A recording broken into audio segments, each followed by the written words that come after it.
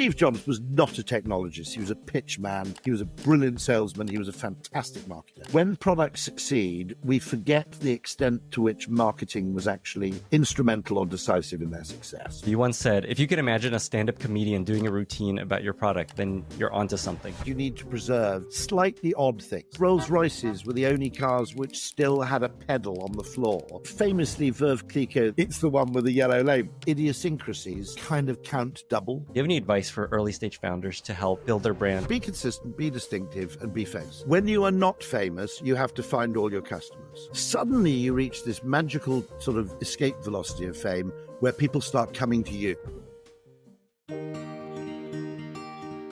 Today, my guest is Rory Sutherland. Rory is Vice Chairman of Ogilvy UK, author of the book Alchemy, The Dark Art and Curious Science of Creating Magic in Brands, Business, and Life, and the founder of Nudgestock, the world's biggest festival of behavioral science and creativity.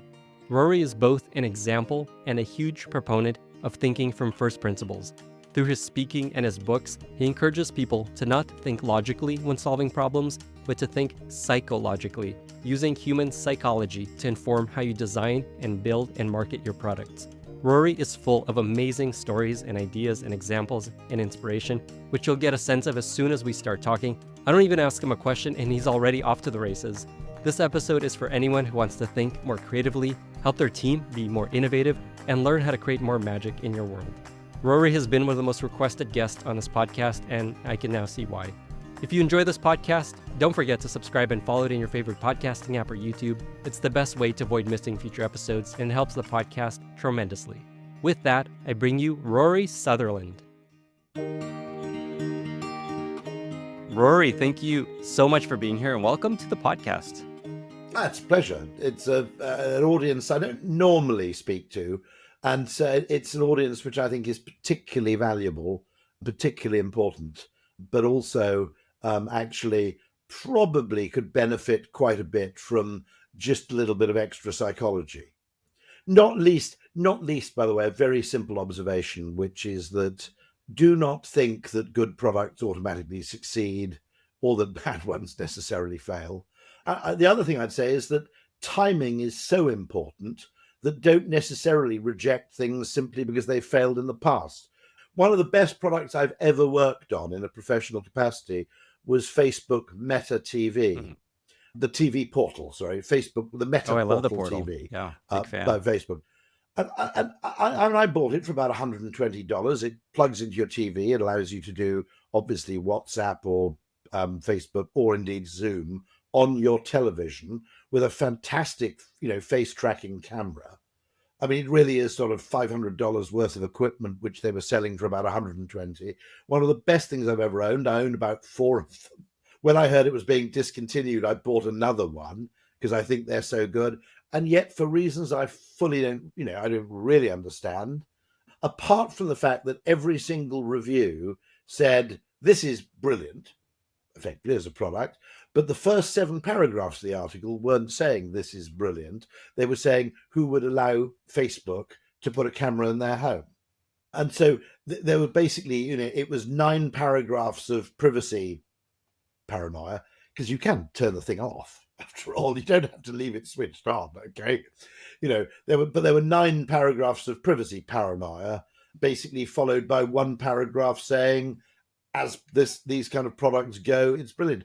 And yet we still don't have video calling on TV unless you're willing to plug your laptop in or do something, pretty fancy and complex. That seems really weird to me.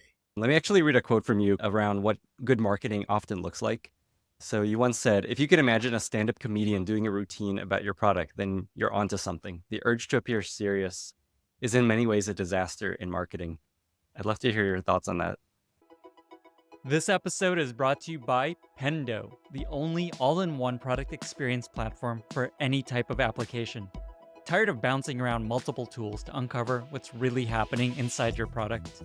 With all the tools you need in one simple-to-use platform, Pendo makes it easy to answer critical questions about how users are engaging with your product, and then turn those insights into action, all so you can get your users to do what you actually want them to do. First, Pendo is built around product analytics, seeing what your users are actually doing in your apps so that you can optimize their experience. Next, Pendo lets you deploy in-app guides that lead users through the actions that matter most. Then, Pendo integrates user feedback so that you can capture and analyze what people actually want. And the new thing in Pendo, session replays, a very cool way to visualize user sessions. I am not surprised at all that over 10,000 companies use it today. Visit pendo.io/Lenny to create your free Pendo account today and start building better experiences across every corner of your product. P.S. You want to take your product-led know-how a step further? Check out Pendo's lineup of free certification courses led by top product experts and designed to help you grow and advance in your career. Learn more and experience the power of the Pendo platform today at pendo.io/Lenny. Today's episode is brought to you by Cycle, the AI-powered feedback platform for product teams. Is your customer feedback a tangled mess of Slack threads, survey responses, and overflowing inboxes? Wish that you could know what your customers really need? Cycle unifies all of your customer interactions from support chats to user research, Gong calls, and App Store reviews into one neat collaborative space. Cycle's AI then extracts actionable insights on autopilot. Cycle will learn what you're building so that it can label incoming feedback automatically. That means you'll get a full voice of customer report without manually triaging feedback. Then simply use Cycle Ask to dig deeper into any topic and generate custom AI-generated summaries across your entire feedback repository. What makes Cycle different is the way that it lets you close feedback loops in each release. Feedback is not used just as a way to prioritize what to build, but also as a tool that creates trust with all stakeholders. Sign up for a free Cycle trial today at cycle.app/Lenny and put your feedback on autopilot. That's cycle.app/Lenny. Funnily enough, I had a conversation earlier today with someone who's in the hotel industry and is in a particular, without giving away where he works, he's looking to reinvent the hotel, arguing, I think with some reason, that it's one of those areas which is actually ripe for a good degree of disruption.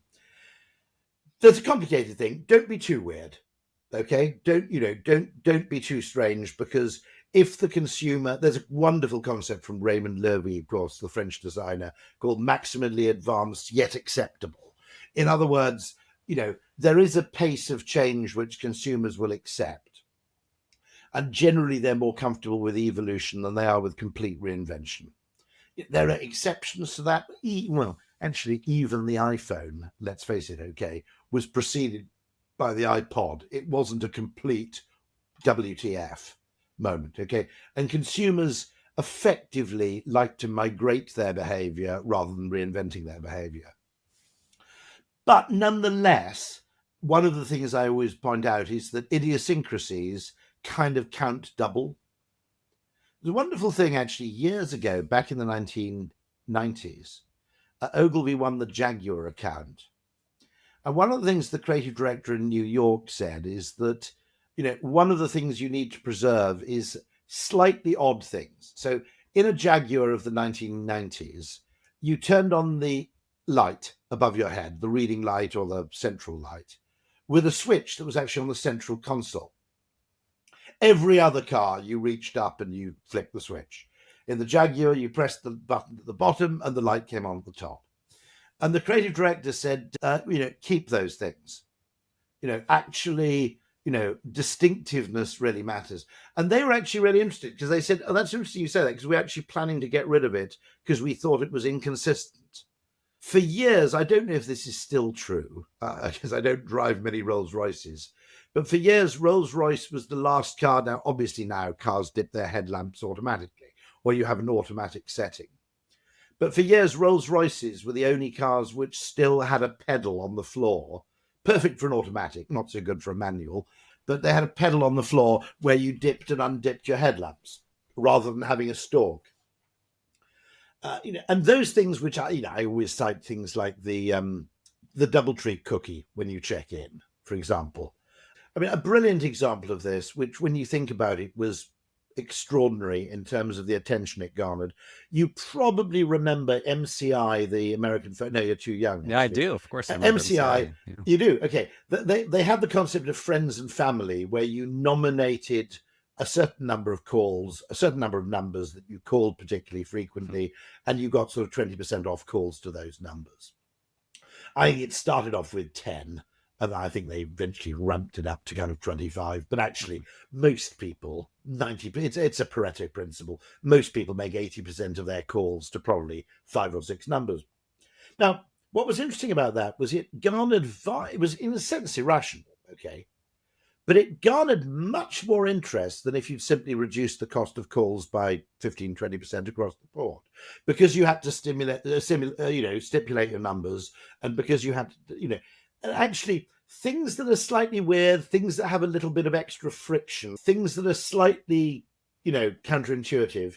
Sometimes the right thing to do is to get rid of them. Sometimes you kind of celebrate them. And that's what I mean about the comedian. The comedian notices things that are slightly weird, notices things. And actually, there was a great comedy routine when Friends and Family came to the UK. It was introduced from MCI by a marketer called Ed Carter to BT in the UK. There were whole comedy routines about it. People going, I suddenly realized, I couldn't think of the 9th number, or it's basically my mum and 9 adult lines. This was the kind of thing. But those kind of things which actually they're a slight little splinter on the attention. In other words, it's something that slightly raises up from the normal shape, or it's the step that isn't quite the riser. If you go down a flight of steps and one step is slightly, the sender is slightly out of whack. Those things have a place, actually. I mean, famously, Veuve Clicquot, the French champagne house, their labels ended up yellow by mistake. And I think there was some printing error, and they thought, we have these stupid yellow labels. We will send them to Les Roast Beef in England. We do not want to sully our reputation by selling them in France. And then the Brits said, okay, by the way, that champagne, can you send us more of the champagne with the yellow label? It's going down really well. And they said, okay, we're going to make it really yellow now, just to, almost as a kind of wind up, I think. Okay. But of course, if you think about it, the entire identity of that champagne, even you can't remember the number, it's the name, it's the one with the yellow label. Okay. And so visual distinctiveness and other forms of what you might call UX distinctiveness, as I said, don't go crazy weird. But there's this concept of Maya, which is maximally advanced yet acceptable. There's a wonderful phrase which I'll share with you, which was, there's an English guy who went over from the BBC for BBC 4, which is it's like the PBS of PBS. Okay. It's the really niche kind of, educational kind of, hardcore factual British TV channel. And he went to buy, to see if there are any programs to buy from the Danish state broadcaster. And he ended up buying a series called The Killing. He bought the first season of The Killing, wait for it, for £24,000, so about $30,000 he paid to run The Killing, which had aired on Danish television about a year and a half earlier and been quite successful in Denmark, but nowhere else. And he paid £24,000, $30,000, and aired it on BBC 4. And then it became hugely popular, and then it migrated to BBC 2. And then Netflix came along and bought the rights to the series. You'll probably remember this. So actually, the Danish state broadcaster ended up, he said, there should be a statue of me outside this Danish broadcaster, because I ended up making them tens of millions of pounds by both selling the rights to The Killing, the original series, and also by Netflix buying the rights to the basic storyline. And I said, well, why did you do that? I said, what made you buy it? And he said, great phrase. He said, if you're British, true also if you're American, by the way, he said, if you're British, the great thing about Scandinavians is they're just the right amount of weird. Okay, right. So if you think about it, if you have to watch something set in Denmark and you live in San Francisco, it's not like watching something set in Korea or Somalia. Okay, right. You're not sitting there going, what the hell is going on here? Why is this man doing this? Basically, they're a bit like us. They're enough like us that we basically figure out what's going on, but they're weird enough to make it just that little bit more interesting. And I think, I think that's part of the reason for the popularity of Scandi noir and Scandi crime is they're the right amount of weird. And I think that's true of product design. I think with Raymond Loewy, I think the thing was he made a fan, if I've got the story right, he made a fan that was insanely quiet. And people didn't believe it worked because it was just too quiet. And years later, I remember that story because there was a guy who had this extraordinary kind of machine learning and AI device that was being used by engineers.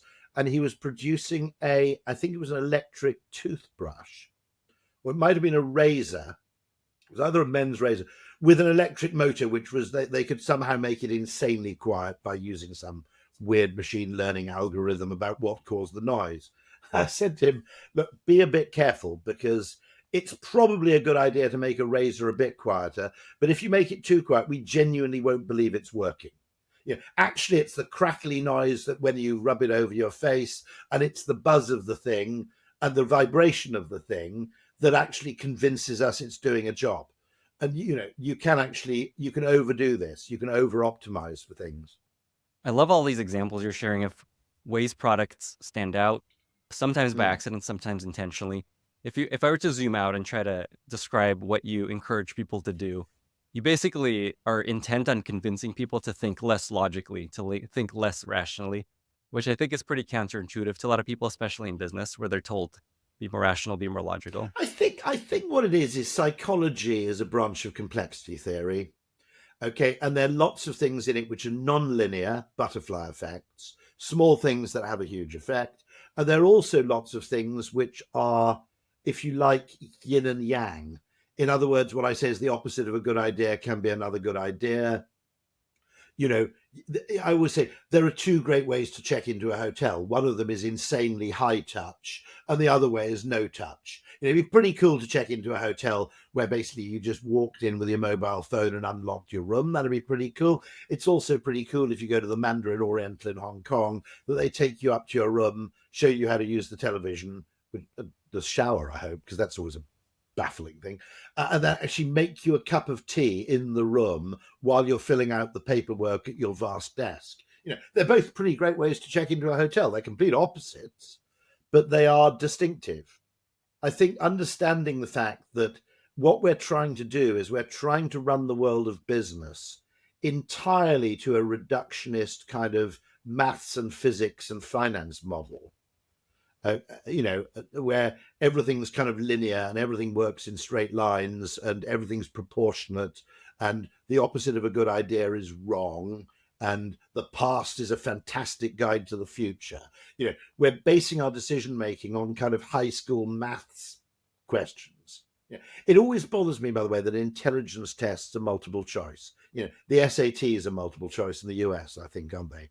Very weirdly, a great aunt of mine actually was who spent some time in the US, I think at Princeton, was actually involved with the guy who designed those kind of early intelligence tests.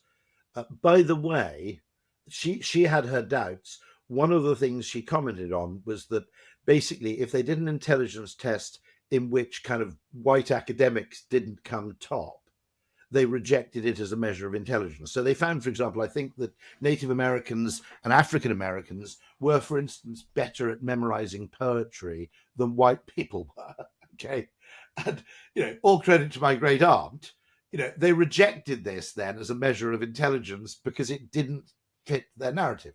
But the other thing that bothers me, I'm slightly proud of my great aunt for spotting this, calling this out as a bit of bullshit, to be absolutely honest. The other thing that always bothers me is that, by definition, multiple choice questions have a single right answer. Okay, theoretically, you could have multiple right answers and you simply have to choose one that is acceptable, I guess. But basically, they got a right answer and 3 wrong answers. That's how you do multiple choice questions. But real life decisions aren't like that. You can have multiple right answers. And also, you don't have all the information you need to answer the question contained within the question. And some of the information you have, which you think is important, is actually irrelevant to answering the question. So we have this kind of, when you look at those intelligence tests, SAT measures, IQ tests, they're all, 2 buses leave a bus station, one travels due north. They all have, an assumption of complete proportionality and linearity. The buses are all traveling in a straight line. You have to calculate what time it is when the buses are 100 kilometers apart. Okay, and there's a single right answer. And all the information in the question is germane to the answer. That, generally there isn't any extraneous information which you have to ignore. And there was a famous experiment, actually, which I think originated in France, where they said, this ship stops, 27 goats get on, 3 sheep get off, then they add 25 cows. How old is the captain of the ship? And what they found is actually pretty intelligent kids would not give the answer, it is impossible to tell. They'd assume that the information in the question, because it's in the question, had to be of use in formulating the answer. And if you can Google it, because it then appeared in a Chinese school exam. And it was a very interesting experiment done, I think, by a French philosopher or psychologist, which is what happens if you actually just give people a load of data and then you give them a question. Are they so habituated by kind of high school questions to assume that what's in the question must therefore give you, a single right answer? And this is exactly what happened. And if you look at real life, i.e. business decisions, which anything that involves human behavior, it's simply, all those conditions that we're expected to look for in something when we call it scientific. None of those conditions are met. Single right answer, proportionality, the scale of the input being proportionate to the scale of the effect. None of those things are met in real world decisions. And yet we select and promote people on their ability to perform those artificial activities. I'm curious if you've seen a company figure out how to do this better. So you clearly are incredibly good at out-of-the-box thinking incredibly creatively. All these examples are examples of where something was not what you would expect. Have you seen anyone actually implement a way to operate where they allow their employees and companies to think I've this come way? across a few really interesting stories of companies which have a much less top-down. In other words, it's a much more, you know how in evolution there's this theory of multi-level selection, which is we don't just select for individuals or genes, we select for groups, for example. Two examples I've heard of anecdotally, which are interesting. There's a British company called Octopus Energy, which also has a software division called Kraken, which is it's effectively a way of managing utilities in a much more sophisticated pricing environment, and they have extraordinary tariffs where, if you charge your car after midnight, you pay a tiny fraction of what you pay the rest of the time. It's very much about marrying supply and demand. The way they operate is almost multicellular, in that you have lots of small autonomous teams. Their ultimate brief, what the objective of the company is very, very clear. But actually they allow people considerable autonomy within teams of sort of 10, 15, 20 people in terms of how they actually achieve their ends. The second example is Shopify, where their customer service teams are in groups of 10. And Toby Shannon, who was the chief operating officer of Shopify, modeled this on sports teams. He said, if you look at teams of people in sport, your typical sport will have somewhere between sort of, rugby might be 15 and soccer is 11 and cricket's 11. But generally teams have those double-digit kind of team sizes. And he thought there was something meaningful about that. And so although it meant, in some ways a much less lean structure, because normally in a call center environment, you'd have one person managing 100 people. And you had effectively a team leader with a team of 10. And what was interesting that emerged from this is, although, he had to fight for this to an extent, these people were extraordinarily happy in their jobs and extraordinarily motivated, but also kept each other motivated because the teams were small enough where people felt kind of debts of obligation to their other teammates. In other words, if you work for an organization of 100 people and you pull a sick day, you don't really feel terrible about it, okay? But if you're pulling a sick day means the other 9 or 8 people have to work quite a lot harder because you're not there, natural kind of human instincts of reciprocation and obligation don't really scale up, into, there's the Dunbar number famously of 150 people, which is the size of sort of military units and Oxbridge colleges and so on. And there's that famous Dunbar number coined by Robin Dunbar, once described as the number of people where you could join a conversation in which they were engaged with someone else without it feeling weird. It's brilliant. Different. Most people know about 150 people where effectively, you're at a party, you see friend X, who's one of your Dunbar number, one of your 150 people, talking to a complete stranger, and you can go over and join that conversation without feeling you're a bit of a kind of wallflower or being a bit of an idiot by butting in. And that's the Dunbar number 150. There does seem to be some number around sports teams around 10. So that's a way of designing for humanity rather than designing for the organogram. And a third case would be talking to someone at a very successful British online retailer called AO. Appliances Online is what it stands for. And he said something fairly similar in terms of, the brief to the staff is, very simple briefs like treat the customer like you treat your grandmother. And if you look at yourself in the mirror, the shave test, and you come home at the end of the day, would your mum be proud of what you've done? They actually set not those kind of metrics of, speed and, efficiency and how many deliveries did you make, but the way in which they kind of define customer service. And, this would apply to call center staff as well is, imagine, treat the customer like you're talking to your gran. I said there are lots of different ways you might talk to your grandmother. You've all got different grandmothers, etc.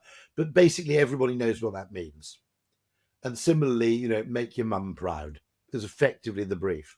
And I think undoubtedly, there are two great virtues to this.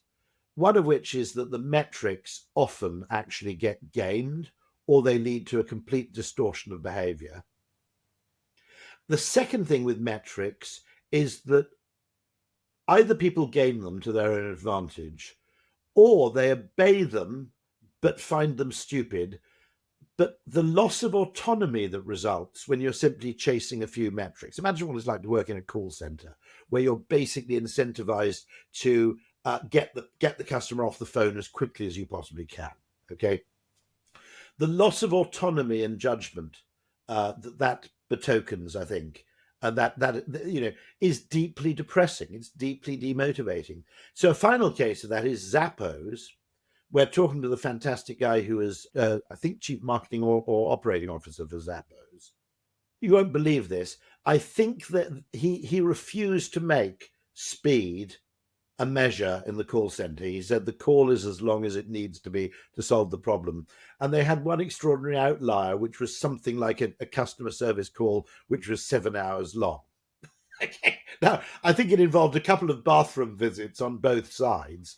I have no idea what the problem was that actually occasioned that, but that was almost a point of principle that if it takes 7 hours to solve the problem, that's how long we spend on the line. And so this business where in the urge for quantification and the urge for what you might call de-psychologization of problems, in other words, you define them by entirely objective, non-psychological, non-emotional measures. We've actually created what I call Soviet-style capitalism. It's deeply demotivating. It's all about kind of, quarterly targets. I mean, at least the Soviet Union had a 5-year plan. Okay.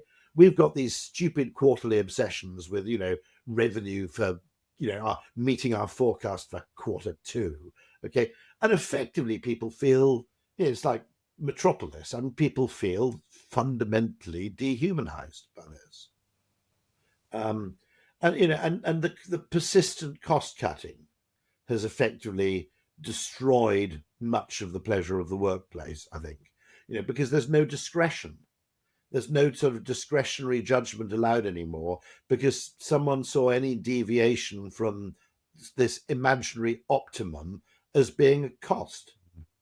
And we go into work to some extent to exercise our humanity, and that would include not only economics or reason or logic. It would also include things like ethics, for example. What's fair?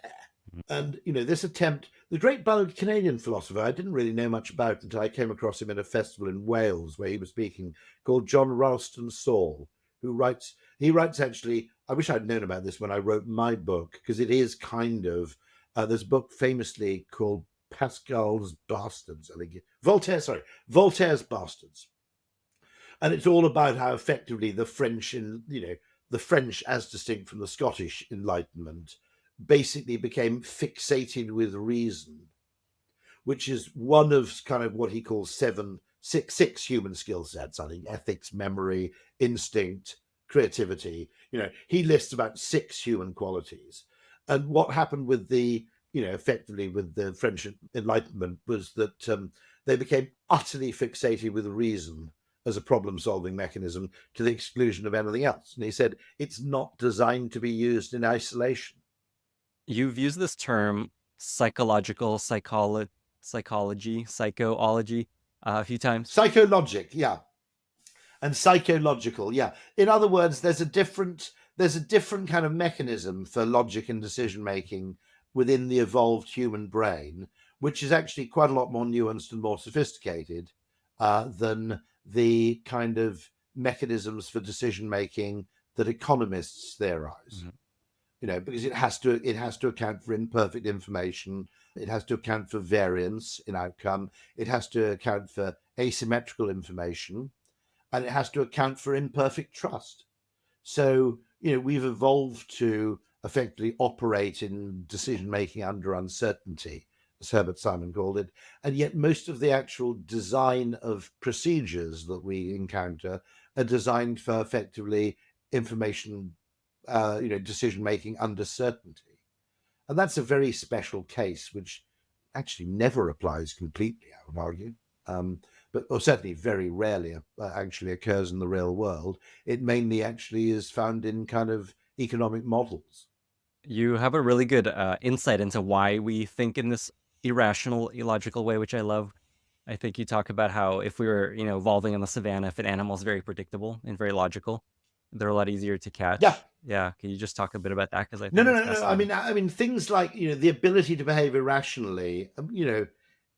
Okay, there's a claim, and by the way, of all the negative reviews I get, they weren't where I expected at all. There's about 3 pages in the book where I basically say being a bit Donald Trump has its virtues, okay? Which is that no one's going to dick with you because they're not entirely sure what you're going to do.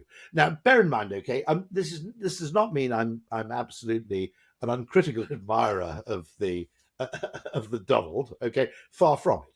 But the guy has operated in like the New York real estate scene for quite a long time, and one of the things you got to learn in that business is, no one's going to survive in New York real estate if they can actually predict what you're going to do. Okay, right. I mean, imagine, okay, that is not a world where being completely consistently logical, never losing your temper, never walking away from a deal, etc. None of you have to be able to play those game theoretic kind of moves, okay?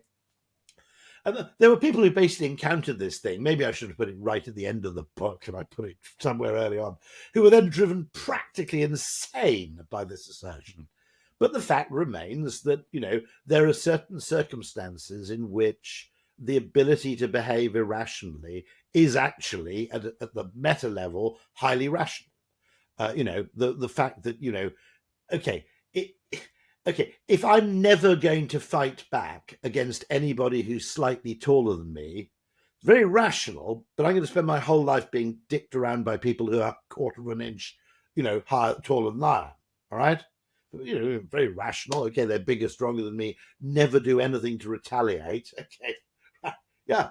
But no, okay, we have to have some degree of, and Darwin spotted this, some degree of kind of random number generator in our makeup. And the most classic example of this, which is I learned from Robert Trivers, the evolutionary biologist, is that when a hare is being chased by a dog, it goes into this incredibly random pattern of movement where it will kind of zoom straight up in the air. It will suddenly do a 90-degree turn to the right. It will then suddenly double back on itself at huge speed.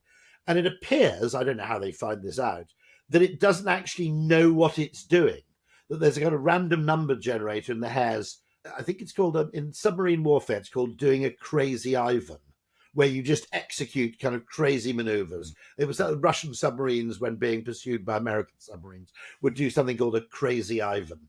And the hare has the equivalent thing, which is basically it just enters this random movement high speed mode.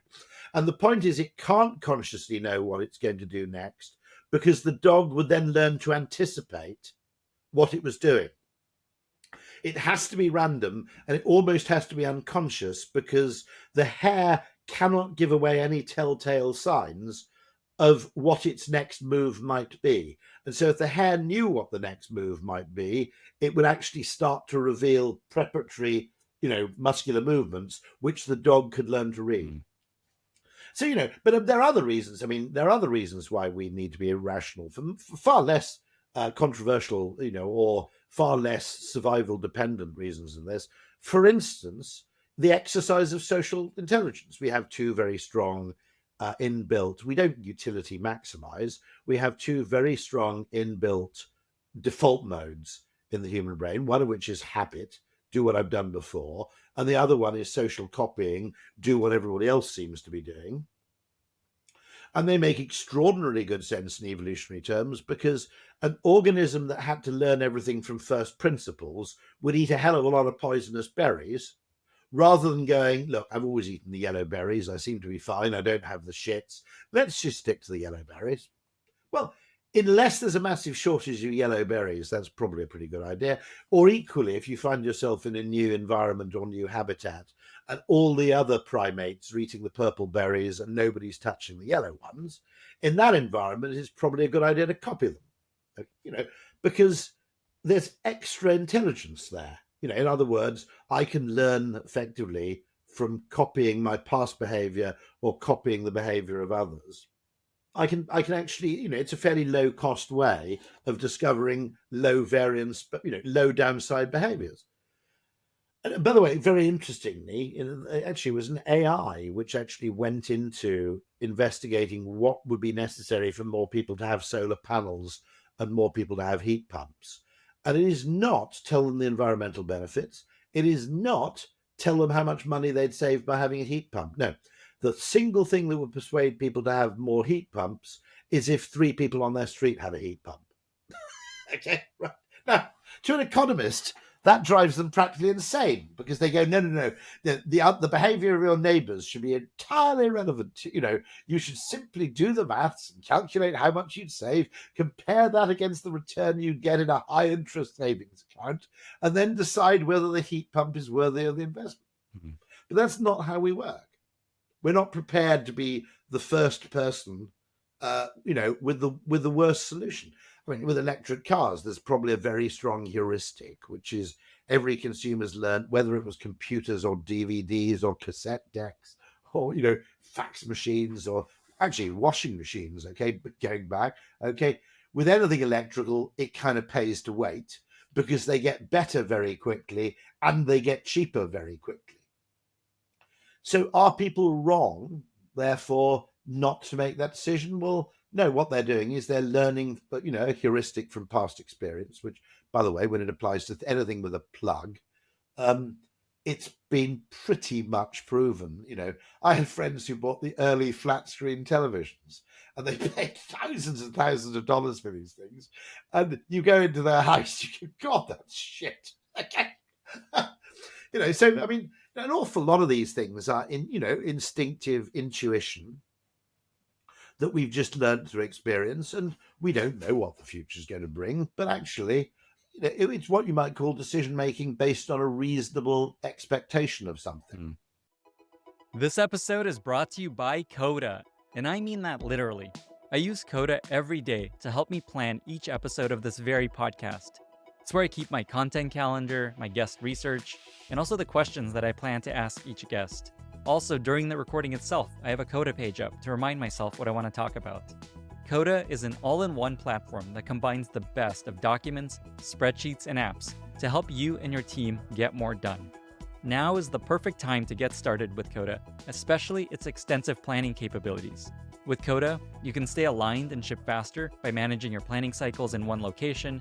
You can set and measure OKRs with full visibility across teams and stakeholders. You can map dependencies, create progress visualizations, and identify risk areas. Plus, you can access hundreds of pressure-tested templates for everything from roadmap strategy to final decision-making to PRDs. If you want a platform that empowers your team to strategize, plan, and track goals together, you can get started with Coda today for free. And if you want to see for yourself why product teams at high-growth companies like Pinterest, Figma, and Qualtrics run on Coda, take advantage of this special limited-time offer just for startups. Head over to coda.io/Lenny to sign up and get $1,000 in credit. That's coda.io/Lenny to sign up and get $1,000 in credit. coda.io/Lenny. Why is this so important? So, there's many ways to try to win in business. There's, like the typical approach, just let's think and brainstorm, we come up with our best ideas. Your basic premise is too many of these are just very rational, logical approaches to a solution. Why is it so important to think outside the box like this? There's a joke in the UK. It's less true than it used to be because there was a famous actor called Jean-Claude Van Damme who was known as the Muscles from Brussels. But the old British joke 20 years ago was that there are no famous Belgians. Okay, and it's a bit weird. Why are there no famous Belgians? And it turns out it's a bit like why there aren't very many famous Canadians. And the reason is, if you're a famous Canadian, everybody assumes you're American. And if you're a famous Belgian, everybody assumes you're French. Unless you're a painter from the Middle Ages, in which case you're not called Belgian at all, you're called Flemish. Okay? There are actually a lot of famous Belgians, but everybody assumes they're either French or they're called Flemish because they painted in the 16th century or something. And interestingly, for the same reason, there aren't very many famous marketing campaigns to launch new innovative products, because when a product succeeds, everybody forgets the fact that it was the marketing that was instrumental to its success. When I say marketing, I mean in its wider sense. I don't just mean the advertising, the communication, I mean the positioning.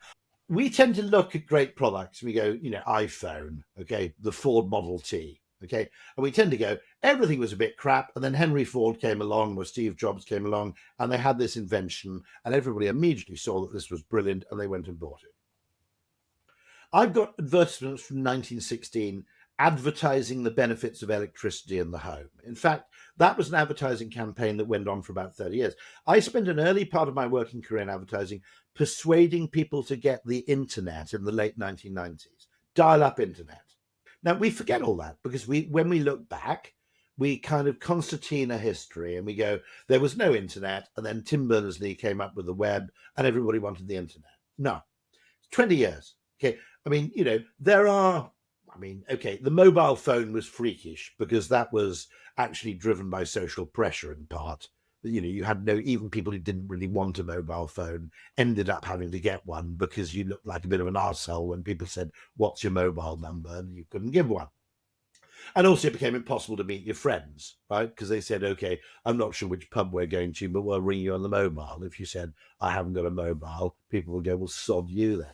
Okay, but okay, most of these things, including smallpox vaccination, okay? Edward Jenner, who basically came up with the cowpox as a vaccination against smallpox, which was the absolute plague of the 18th and possibly came from the New World. I'm not quite sure, but it was an absolute plague of like the 17th, 18th century. And he comes up with this basic vaccination thing. Huge opposition, unbelievable skepticism, massive suspicion. If you thought that anti-COVID vaccination was something, this was on a par with that. His marketing coup was getting the British royal family to vaccinate their children, I think. Okay, now, so what we're saying is that, first of all, when products succeed, we forget the extent to which marketing was actually instrumental or decisive in their success. Steve Jobs was not a technologist. He was a pitch man. He was a huckster. I mean this as compliments, okay? He was a brilliant salesman. He was a fantastic marketer. The tech people at Apple didn't respect him. They said, I don't get what Steve even does, like he can't even code, okay? But he was absolutely brilliant in everything from product design to focusing on on a limited number, to extraordinary taste, to giving those presentations, and selling things as a magician, effectively. Making everybody believe that Apple was capable of magic, and therefore you didn't need the skepticism. Now, so first of all, marketing plays, and timing and luck, by the way, let's also include those. These other factors play a much greater role in both the speed of adoption and the success of adoption of anything remotely new or innovative. But in hindsight, we forget the marketing, and we never say, because of the great marketing, I bought that product. We go, I bought it because it was a great product. But we thought it was a great product because of the marketing. Okay? We had to persuade people to get electricity. We had to persuade people to vaccinate against smallpox. Penicillin came up against a lot of hostility in very early stages, right? Okay. Now, also, let's not forget, we're only looking at the successes. I think there have been great products which are genuinely intrinsically a good idea. I mentioned Meta Portal TV. I'd also include Google Glass. I'd also include the wine box. I'd include the Japanese toilet, okay, right? I'd include the air fryer until recently, right? These are all utterly brilliant things, but it took, in the case of the Japanese toilet and the wine box and Google Glass, something about the timing or the marketing, not the product. Something was wrong, and the consumer basically never bit. It never reached critical mass. They couldn't cross the chasm of the early adopter. I still think it's barbaric. I've got a Japanese toilet here. I don't have one in my other little flat. I think it's barbaric that the Western Hemisphere dry wipes, right? The whole of the Middle East has a bum gun. In Japan, your lavatory quite rightly cleans your rectum with water, as God intended, okay? And for some reason, we in the sophisticated West are there with a dry bit of paper, scraping it up over our anus. This is medieval, okay? I mean, think about other things, right? House keys. You compare how easy it is to get into your car. You've got some keys somewhere in your person, in your handbag, in your briefcase. You're not really sure where the keys are. You walk up to your bloody car and you open the door. Your house, it's fucking 1720. You've got to rattle some metal things to get into the house. Why? House building, okay, house building, the way we build houses, will be recognizable to a Roman. By the way, the Romans never invented the stirrup. Would you believe that? They didn't actually have a stirrup for horses. So you basically had to cling on with your knees. Oh, my God. How? Okay. So what's so fascinating? The wine box, by the way, really fascinates me, because in a logical, the Kindle has only really, it's kind of taken up to. I thought when the Kindle and tablet came along, I admit this, I thought, okay, well, that's the end of the flaming line for physical books. And in fairness, I travel a lot, so I have quite a lot of ebooks, because I can then pack one tablet in my bag. I'm carrying a library around with me, which is, quite on a long plane flight. It's a lot better than having to pack 8 books and decide which one you're going to read when you get there. But if you don't travel very much, people seem to prefer physical books, for example. People like these things, actually, like what's that funny Scandinavian thing you write on? That pad thing. The remarkable tablet. Remarkable, okay. People like that, actually, because it allows you to do less, okay? It allows you to concentrate because you don't get emails, you don't get distractions, etc. But the wine box, it should have, basically, we should. It keeps for weeks, okay? It's got its own tap. You can have a glass of wine in the evening without opening a bottle and letting the other 5 glasses go off. You're not forced to become a raging alcoholic if you live alone. Right, which you kind of are with wine bottles, okay? Right, all of these things vastly better. Keep it in the fridge, da-di-da-di-da. Well, didn't succeed. Entirely psychological. In terms of logical, products. And I'm always fascinated. The Japanese toilet. Why the hell is that? I looked actually recently at the most expensive flat in London, which is some place in Knightsbridge, which is going for like $110 million or something, right? And you've got to wipe your own ass. Okay. It's 110 million for this place, and the toilets. Now, I imagine if there's a Middle Eastern owner, they'll go and retrofit some bum guns in there. But how flaming weird is that? Seriously strange. And you realise that actually I mean, Google Glass, I mean, it was a kind of marketing cock up. They launched a bit too soon. Then they only gave the bloody glasses to developers. Now, with the best will in the world, developers probably aren't the world's like coolest people. Okay. They're not the people you want to have walking around your bar wearing Google Glass. The user imagery wasn't that great. And so you have these really interesting phenomena. I would have bought Google Glass, actually, even at the insane launch price of about $1,000, because I would really, really like being able to walk around. Now, I don't know what I'm talking to you now. I don't know what the time is. I don't know when my next meeting starts. I don't know what the weather's like outside. If I just had regular in-eye updates, a kind of heads-up display for shit that's going on in my life that just reminds me of stuff, I easily pay without having to look at a digital watch, which I've bought these bloody both Android and Apple watches, and I might as well get my phone out. Basically, I've got an ordinary analog watch here, but actually having something which you can wear, which just goes, your next meeting starts in 5 minutes. The guy you're talking to is called Lemmy. All that stuff. Be really, really good. I have no idea whether Meta portal to you, apart from this business of the privacy thing with Facebook.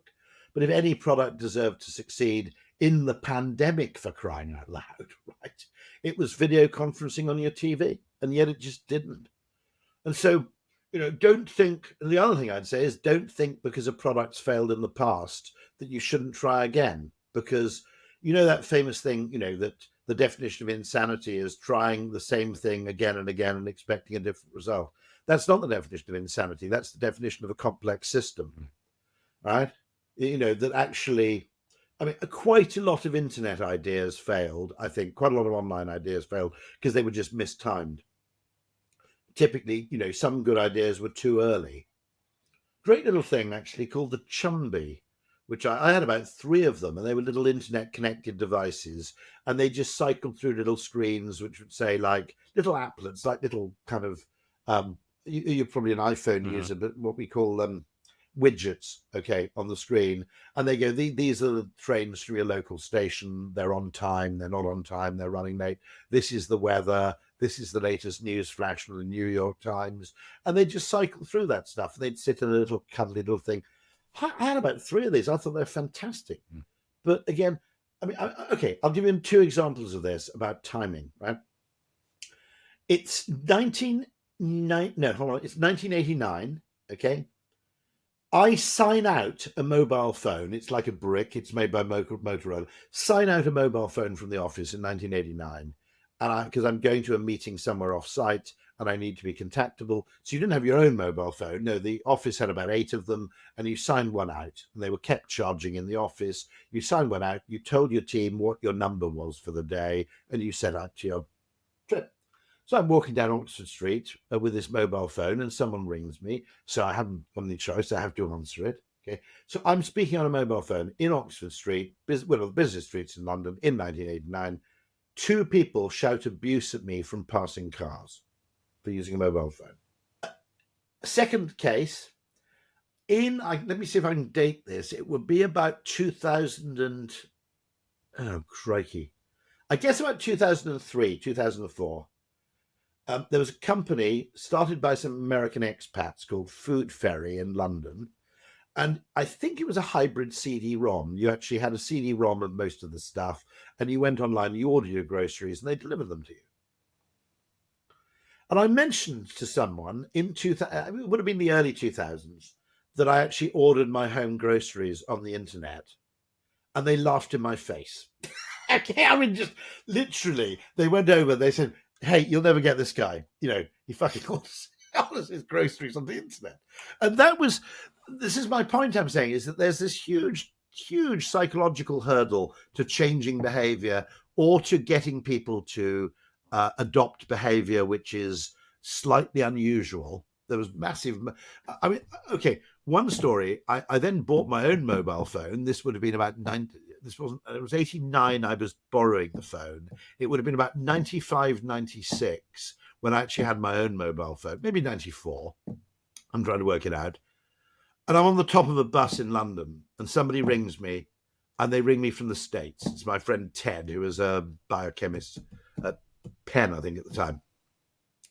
And I said something on the phone. I'm sitting on the top of a bus, And I said something on a phone which made it obvious I was speaking to someone in America. It was like, what time is it with you? Or what's the weather like over there? Basically, it was obvious I was making an international call on a mobile phone, the top of the bus. I actually thought there was a mild risk of physical attack because that was such an extraordinarily twatty thing to do. And I suddenly realized it's because I'm old, I'm 58. You know, I suddenly realized a lot of younger people don't have the chronological context. They just assume that, there was no internet and then the internet came along, so everybody got it. Now, okay, the smartphone was the mobile phone itself was not rapid. They've existed for about 50 years, right? You had to be pretty rich, and they mostly were in people's cars. I saw someone with a portable telephone, I think in 1984, and that was a really weird thing for someone to have. They weren't fast. The smartphone was pretty fast. I grant that. That was a freak exception.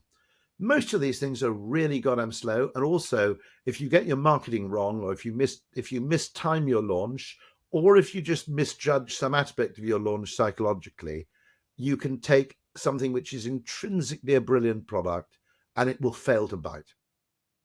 That's why I think this is really important, because we have survivorship bias. We only look at the successes. No one's there going, certain things like, I mean, the fact that we still open our houses with keys, for crying out loud, all that stuff. I agree. Okay.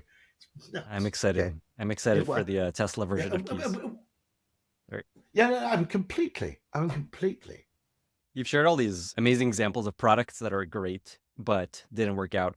Many of the reasons that happens is within a company, it's very hard to share and suggest silly ideas as you describe.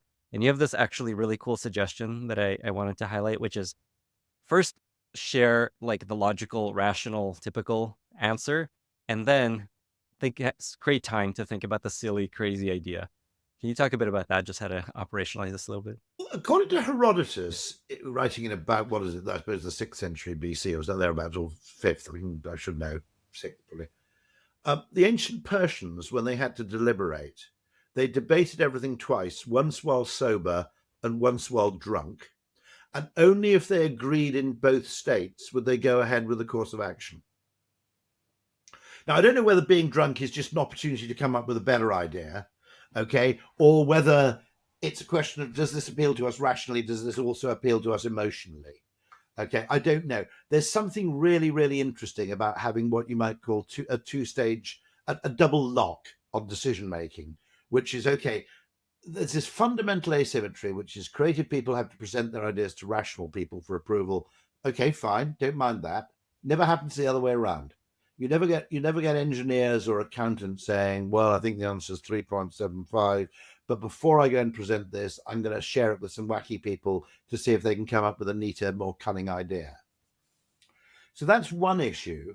The other issue would be, talking about, products that fail, by the way, Ford and Edison, okay, collaborated on an early, I think the first decade of the 20th century, an early electric car. Watch this on Jay Leno's Garage, by the way. I think that Jay Leno is a greater philanthropist than Bill Gates. Okay, Bill Gates is quite useful if you're in Africa or if you've got malaria or something, but he's not much use to me.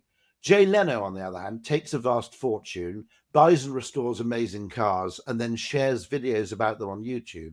Now, that's great if you're in Africa, and it's great if you're me. Okay, it's fantastic. Okay, I just adore this guy. Interestingly, the electric car, according to Leno and according to other articles I've read, was actually quite good. It was quiet. It was, unbelievably good acceleration. And the range wasn't terrible. And for the time, the speed wasn't bad. What killed it, interestingly, user imagery. Right? And the user imagery was, because it was quiet, you didn't have to hand crank it. It didn't give off fumes. It didn't make a loud noise. They were really popular with women. And they became stereotyped as like woman's car. Meanwhile, all the people doing the jalopy racing and the kind of customization, all the farm boys were using gasoline cars. Now, fast forward, what's so fascinating, fast forward to 2025. I'm quite pro-electric cars. I've got two, and my wife has one of them, but you see what I mean? And I like them both. I wouldn't go back to gasoline because I think they're great. Okay, they're lovely to drive. They're like a limousine and a go-kart. They have very few moving parts. They're incredibly quiet. They're just lovely. Okay, I mean, just drive one and you'll see what I mean. And when I write in favour of electric cars, I get all these comments in the spectator comments below of people who really hate them. And when they write to me, what it boils down to is they think it's user imagery, okay, like Google Glass, right? And actually, there's a problem with all tech products because the first people to adopt innovative products tend to be slightly weird. Okay, and weird people do not confer the reassurance of kind of social norms in the way that adoption by conventional people does. If you got your weird millionaire rich nutter and he's got a wind farm and he's got a heat pump, it doesn't make ordinary people think, oh, I must do the same. Now, what's happening here is that I didn't realize this, but all the people who don't have electric cars see the people with electric cars and go, smug environmental tosser who's looking down on me because I've got a diesel and thinks he's saving the planet, even though you've had to mine all this cobalt and lithium and whatever to produce the battery. What a twat. Now, the interesting thing about this, okay, is that in very few cases I can remember, okay, are the electric car owners actually very interested in the environment? They're not. Similarly, when you meet environmental people, okay, they don't have electric cars. They've always got some crappy excuse like, yeah, but my wife needs to do the school run and so we decided we get a diesel, right? Right. I don't know why. Okay. But you meet these people, you go to environmental conferences and you say, so, you're really keen on the environment. You've got an electric car. Well, we thought about getting one. But meanwhile, all the people in like Essex, right? Jersey, right, who just really like cars or really like tech are the people buying electric cars. It's got almost nothing to do with environmental credentials. And yet, by actually imbuing these electric cars with kind of Prius style, sort of values of smugness, it's actually a huge obstacle to adoption because people I don't want to be that kind of person. Now, actually, when I had an electric car 3 years ago, there are fewer charging points than there are now. But what I noticed was really odd, okay, was that if you wanted to charge in like Billericay, okay, in Essex, okay, imagine New Jersey, okay, imagine, Trenton, okay, loads of charging places there, all right? You went somewhere really woke, you imagine, I don't know, Cambridge, Massachusetts or whatever, right? Nowhere to charge. Cambridge, England, absolute desert for car chargers. Brighton, which is like the most right-on city on the south coast of England, nowhere to charge at all. But you went somewhere, a bit bling, a bit, okay, right? Bang, loads of chargers. What the hell's going on here? And to be honest, okay, what's happened is we've imbued electric car owners with this holier than thou kind of aura, which causes other people to resent them, despite the fact that incredibly few of them, all right, are really doing this for environmental reasons. They may be happy to have zero emission cars. I would like to get solar panels to charge my car, not really to reduce carbon emissions, but just because it'd be really cool to have a car that runs on the sun. Okay, I'd quite like solar panels on my house, not really because I want to save the planet, but I like at dinner parties to, or rather maybe lunchtime, wouldn't it? Yeah, to go to a picnic and go, oh look, I'm getting 2 kilowatts on my app. Okay, to be honest, that's the kind of, and actually the reason most people adopt new technology is peacock's tail. It's showing off. The first cars weren't as good as horses and carts. They were done to show off. They were done for novelty-seeking reasons or for reasons of status display. And that's what rich people are for. They provide the early stage funding for promising ideas before they really reach maturity. It's famously, the argument is that birds evolved wings as sexual display plumage before they became large enough to function as a mode of propulsion. So birds which seem to have evolved from dinosaurs for the most part, the logic is that they first of all got wings as a form of sexual display. The peacock got the tail, Okay, but most other birds did the display with the wings to look cool. Because I think dinosaurs had feathers, didn't they? They think. I remember right. Okay, so there was kind of sexual display thing going on, and eventually they thought, oh, actually, I did this to show off, but I can actually get to that branch.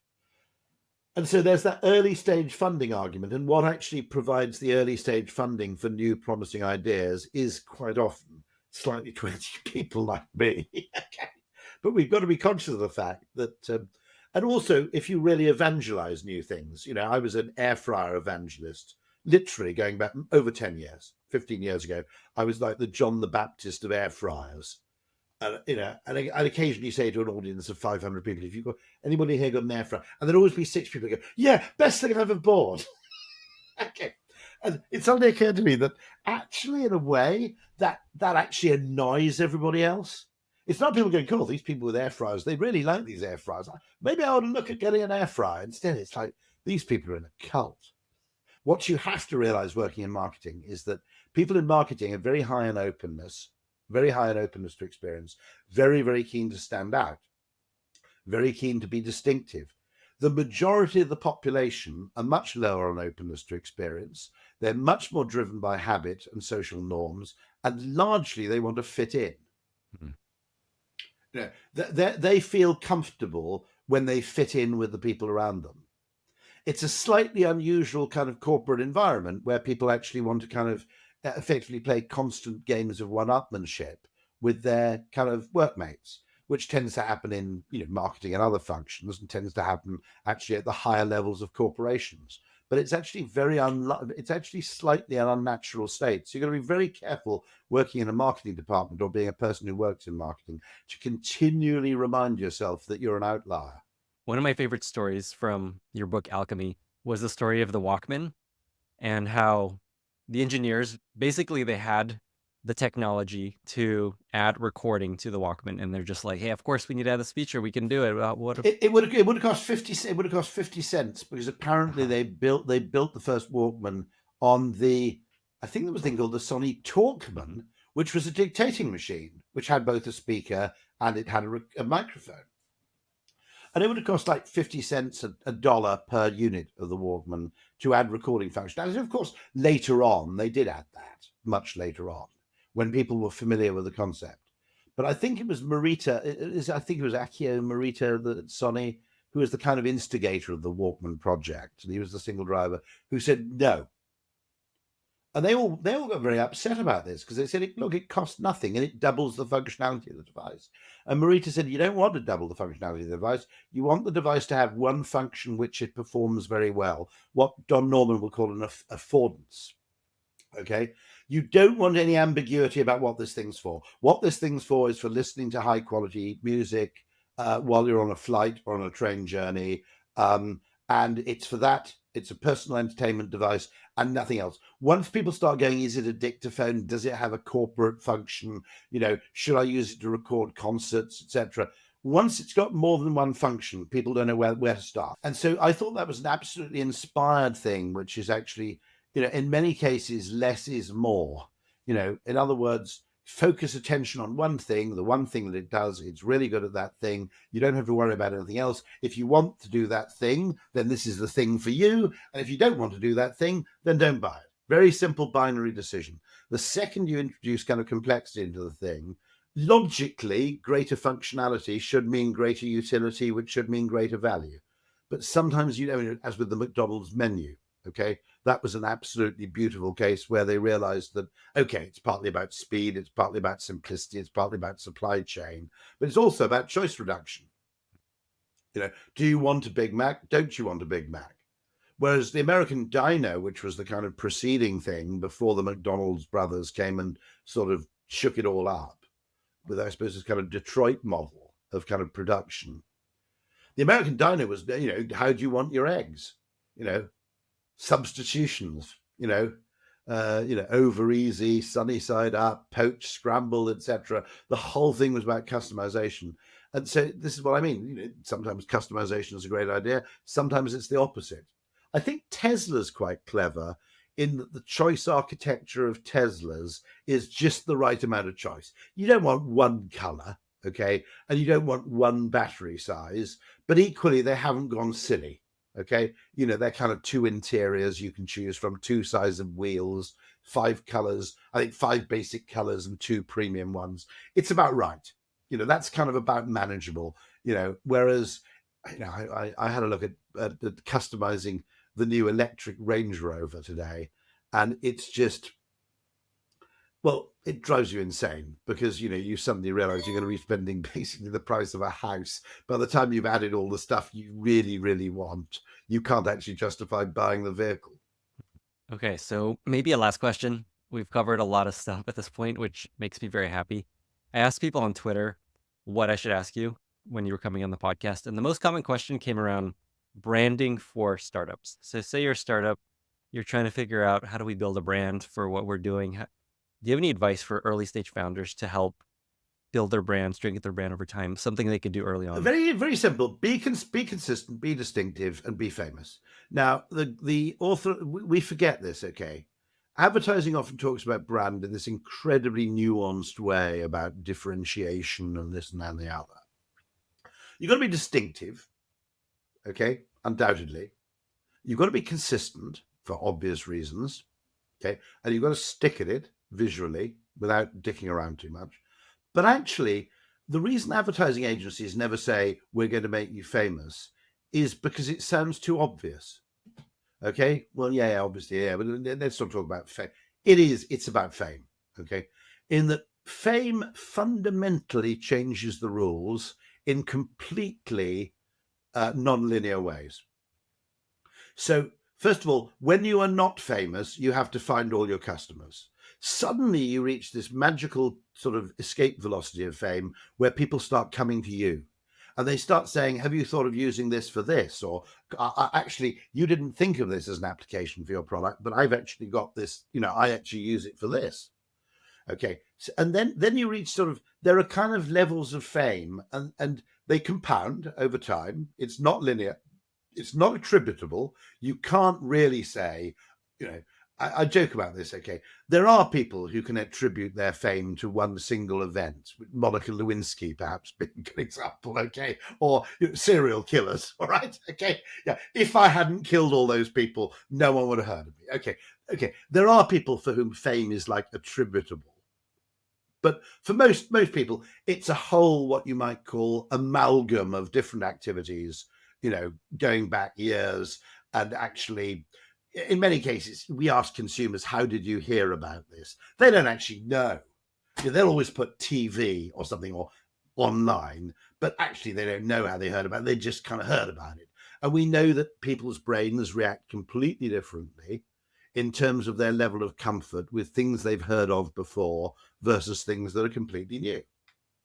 It's almost similar to the kind of heuristic of, is everybody else eating this? Have I eaten it before? And have I heard of people eating this? Right? Okay. Right. That's, it's part of that same package of, right in the motherboard of human psychology. So fame is completely, it basically changes the rules for everything. When your chief executive rings somebody up, they probably call back. If you're a famous company, if he's heard of you or she's heard of you, she'll call back. Right? If they haven't heard of you, they probably won't call back. What's that worth? Well, it's impossible. It's impossible to quantify the value of fame. People come and work for you for less money. People actually apply to you without you having to find them. People stay longer. Customers come to you and give you the benefit of the doubt. You're allowed to cock up once, okay, if you're famous, right? People will give you, if you've got a great brand, the best definition of a brand is from the guy who's called Eric Johnson, I think, who wrote the book Blind Sight. And he's also written a book called Brands That Mean Business. It's a great book. It deserves to be much more famous, actually. And there's a sentence in that book which says, having a great brand means you get to play the game of capitalism on easy mode. And I genuinely can't think of a better definition than that. Now, the point about playing on easy mode is, can you quantify the value of that? Well, no, because you don't know what your score would have been if you were playing on hard mode or psycho mode. I'm not a gamer, but you know what I mean. Okay. And can you also say which of your various activities contributed to the building of that great brand? Well, no, you can't, because it's actually not even an amalgam of things. It's actually a kind of concatenation. It's there are whole sort of elements here which are catalytic. They're not linear. And that's the other thing, which is that because it's not linear, attempts to evaluate advertising on short-term transactional metrics will always grotesquely undervalue the contribution of that activity to your ultimate business success. It's a bit like, okay, when I first got a pension, for the first few years, brand building is a bit like a pension, right? For the first few years I had a pension, I go, oh God, I'm paying this guy a few £100 a month. And look, I mean, half it's gone in commission, and it was a lot of work, and I'd rather have the money to have an Indian meal. I don't know why I'm doing this. It's a waste. Oh, look, it's hardly gone up at all. Right? What a bore. What a waste of time. I thought that for about 3 years. I'm 58 now, and I got a pension. I go, where did all this money come from? I don't remember paying this. It really is like that. It's a compounding effect. And everybody effectively, because we have finance and ROI and all those things, everybody's using addition, multiplication, subtraction, and division to try and quantify the value of an activity, which actually is about power laws. It's not about that kind of linear bullshit, okay? It's really about kind of power laws and non-linearities and all this kind of stuff. And so, we're being judged by the wrong kind of maths. We're being evaluated by the wrong kind of maths, and also we're being evaluated over the wrong time frame. And consequently, my argument would be that at a very rough estimate, an awful lot of marketing activity is in reality 4 times as valuable. 4 is, okay, I'm plucking that number out of the air, but 4 seems about ish, right? Is probably 4 times as valuable as people think it is when they measure its short-term contribution. Could be more, of course. I love that, because over time it will build and it compounds. It's like a drip. I love the 3 points you made about how to build a great brand: consistency, distinctiveness. What was the third? It was be famous. Yeah. I mean, consistency, distinctiveness. Probably clarity, and just be famous. Great. Yeah. I mean, some sort of clarity of promise. I think amazing consistency. I think a good brand is a sort of promise, but also the extent to which it contributes to trust. Okay, which is that if you met a celebrity on the street, right? Okay, now, I don't mean a serial killer celebrity. I mean a famous actor. Okay. One thing you wouldn't think about is, are they going to steal my wallet? Are they going to mug me? Are they going to do anything weird? Right? They may have lots of vices, but generally people who have a lot of reputational skin in the game, who've invested a lot in building up a reputation over time, are going to be much more cautious about disappointing their customers or risking negative feedback than someone nobody's ever heard of. Right? I mean, and let's be honest, okay? I think it's even more extreme in the United States than it is in the UK. The relationship people have with celebrities is kind of pervy and weird. They imbue these people with superpowers. They're actors, right? They didn't actually fly through the air, but somehow people treat them with this kind of reverence because they're just famous. And the point is, it's kind of easy mode. If you are actually pretty famous, you are playing that game on easy mode, because so many things which require massive reassurance, due diligence, checking, you take it to the board, 3 people on the board have never heard of the company, so they want you to go back and check with so-and-so. And then you walk in and, and it's kind of, you're famous. The rules are different. And when I say there are also these inflection points, like escape velocity, I always say about Coke, that Coke has reached a magical level of fame where it is your expectation that any shop or bar or cafe or Michelin-starred restaurant will stock it. Okay? In other words, I can ask for this anywhere, okay? And if they haven't got it, it's their fault, not mine. Now that's really kind of mega fame. But equally, in B2B, there's an inflection point in B2B marketing, okay, which is that if no one ever got fired for buying IBM, right? We know the famous phrase. If you appoint Pricewaterhouse or EY or whatever to your audit, okay, and something goes wrong, everybody blames them.